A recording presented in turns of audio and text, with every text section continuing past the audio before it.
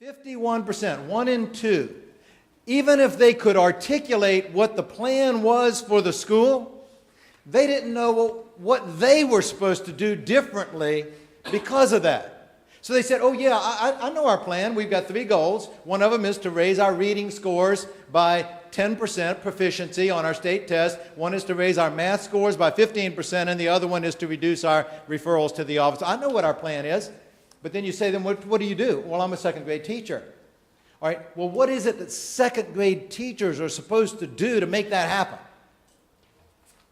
What are the specific things you're supposed to do differently to make that plan? And that only 1 in 2 teachers could even articulate that, much less whether they're doing it. They couldn't even tell you. So what happens is, in a planning document, first place, we have to communicate it broadly.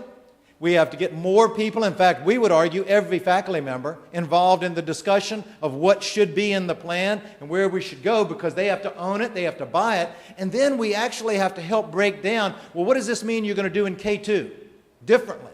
What are you going to do differently in 3-5? What are you going to do differently in 6-8 or in the high schools, in our departments? What is each department going to do differently? Until I help you define that and break it down to your job, then how can I hold you accountable for what you're supposed to do differently? Does that make sense? It couldn't be a gotcha. This isn't a gotcha thing. It's a team thing. We're all working together to make this a better school for kids to learn and teachers to teach. That's called school improvement.